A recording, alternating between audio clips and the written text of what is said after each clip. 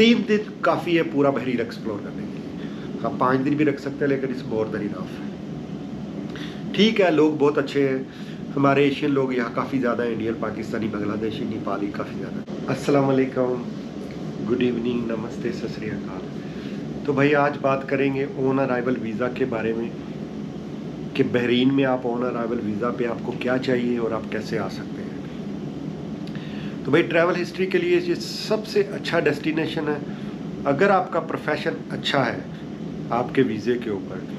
अगर आप किसी भी जीसीसी कंट्री के अंदर हैं, ओमान, कतर, बहरीन तो आना है आपने, सॉरी, सऊदीया में, कुवैत, मतलब आप यूएई में हैं, आप सऊदीया में हैं, आप कतर में हैं, आप ओमान में हैं, आप कुवैत में हैं, तो आपको बहरीन में आने के लिए ऑन अराइवल वीज़ा मिलेगा अगर आपका डेजिग्नेशन अच्छा है। तो मैनेजर है, अकाउंटेंट है, मतलब सुपरवाइज़र से ऊपर का आपका डेजिग्नेशन होना चाहिए, इससे नीचे नहीं होना चाहिए, लेबर वगैरह का नहीं होना चाहिए। सिंपली आपने चेक कैसे करना है कि भाई आप एलिजिबल हो कि नहीं हो। आपने गूगल में लिखना है सीधा कि बहरीन ई वीज़ा, तो आप उसकी वेबसाइट पे चले जाओगे। मैं लिंक भी डिस्क्रिप्शन में दे दूंगा, लिंक पे क्लिक करें और आपको रजिस्टर करने की भी ज़रूरत नहीं है, आपने सिंपली, तो भाई गूगल में चलते हैं, यहाँ पे आपने सर्च करना है Bahrain e visa for UAE residents. आप कोई भी हैं, कहीं से भी हैं, फॉर एग्ज़ाम्पल किसी भी जीसीसी कंट्री से हैं। जीसीसी का मतलब ये है कि Qatar, Oman, Bahrain, Kuwait, Saudi Arabia और यूएई, ये 5 कंट्रीज़ होती हैं। तो इस तरह भाईजान आपने यहाँ पे फर्स्ट ऑप्शन है येस और नो। अगर आप जीसीसी से हैं तो येस करना है आपने, ठीक है। और नीचे आपने अपनी कंट्री सेलेक्ट कर लेनी है। जैसे मेरी यूएई है तो मैं यूएई को सिलेक्ट कर लेता हूँ, यूनाइटेड अरब एमिरेट्स को। और इसके नीचे आगे का ऑप्शन आता है जी कि आप किस पर्पस से जाना चाहते हैं। मैं जी टूरिज़म से जाना चाहता हूँ, तो जर्नल विज़िट है मेरा। और नीचे जनाब आपने अपनी नेशनैलिटी सेलेक्ट करनी है। जैसे मैं पाकिस्तान से हूँ तो मुझे पाकिस्तान सेलेक्ट करना पड़ेगा। तो भाई ये बड़ा सिंपल प्रोसेस है, आप इजीली इस प्रोसेस से देख सकते हो कि आप एलिजिबल हो कि नहीं हो, ठीक है। यहाँ पे एक प्रॉब्लम है कि आपका डेजिग्नेशन जो है वो मेंशन नहीं है। ऐसे कंट्री सेलेक्ट करने के बाद ये कैप्चा आ जाता है, ये जो RGAR2 लिखा हुआ है, यही आपने स्मॉल लेटर्स में ऐसे ही सेम लिख के तो आगे चले जा सकते हैं।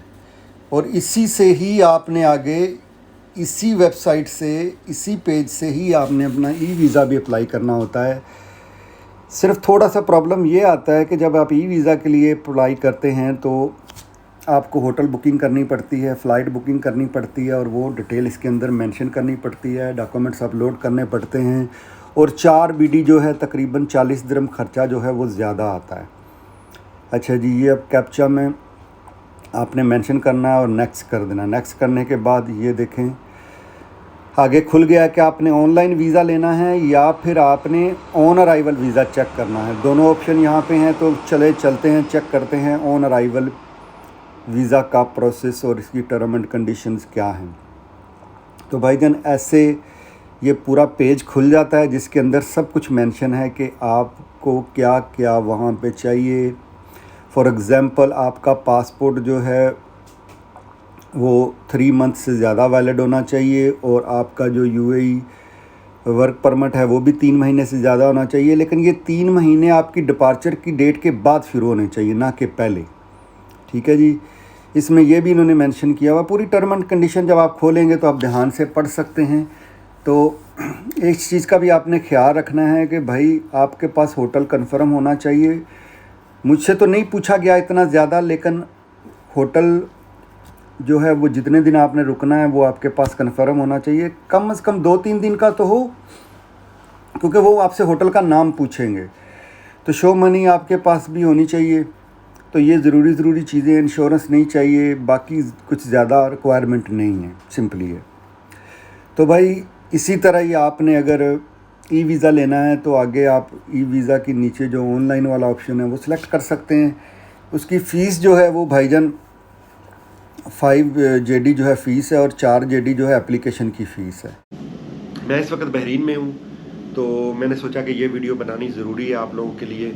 और ये सेम ऑप्शन भी है उसके लिए भी, अगर आपने ई वीज़ा अप्लाई करना है तो ये ई वीज़ा के लिए भी ये ऑप्शन आता है। तो आपने जब सर्च करना है तो नीचे वो आपको ऑप्शन दिखाएगा कि आप एलिजिबल हो, तो वो उसमें आप चेक कर सकते हो क्या क्या ऑप्शन है।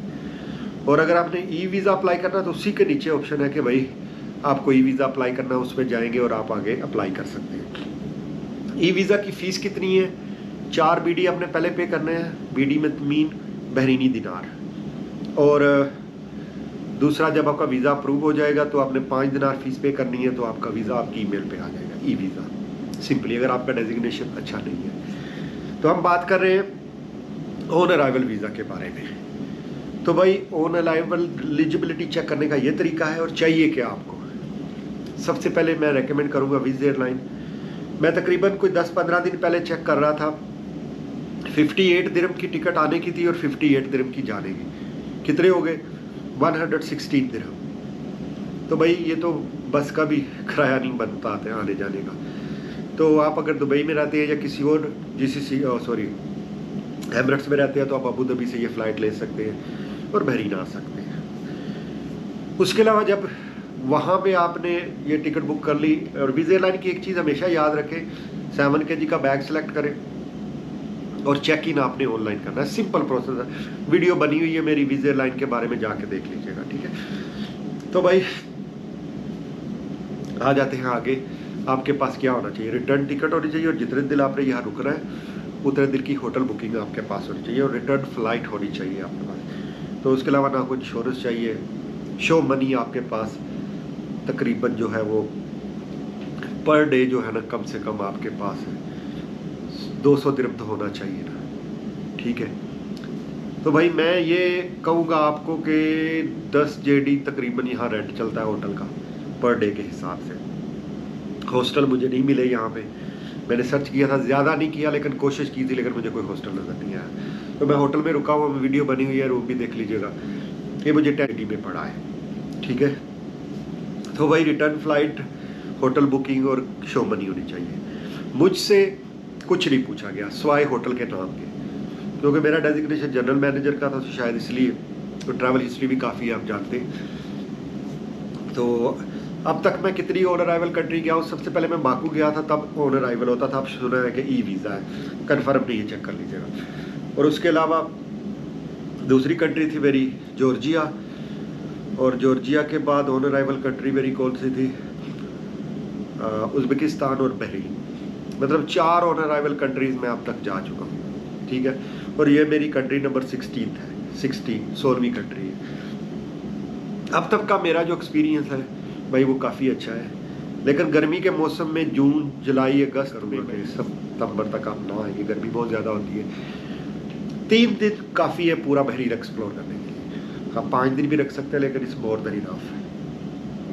ठीक है, लोग बहुत अच्छे हैं, हमारे एशियन लोग यहाँ काफ़ी ज़्यादा हैं, इंडियन, पाकिस्तानी, बांग्लादेशी, नेपाली काफ़ी ज़्यादा, और नाइस जगह भी हैं। मैं आज गया हूँ, वीडियो आप चेक कर लीजिएगा, सिटी टूर वाली, उसमें आपको सब कुछ मिल जाएगा। तो भाई ट्रैवलिंग के लिए मैं हर वक्त यही कहता हूँ कि भाई आप लोग सस्ता ट्रैवल करो, प्लान करो सस्ते में। और हाँ, यहाँ एयरपोर्ट पे जो वीज़ा फ़ीस है वो है 5 BD बहरीनी दिनार। ये सिंपल सा प्रोसेस है भाईजान। और कोई क्वेश्चन है तो आप मुझे कमेंट्स बॉक्स में पूछ सकते हैं। उसके अलावा लाइफ ऑफ हाशमी मेरे यूट्यूब चैनल का नाम भी है और इंस्टाग्राम का भी नाम है। सब्सक्राइब, लाइक, शेयर, फॉलो करना मत भूलिएगा। दुआ में याद रखिएगा। मिलते हैं अगली इसी तरह की कोई इंफॉर्मेटिव वीडियो के अंदर। अल्लाह हाफिज़, लव यू गाइस।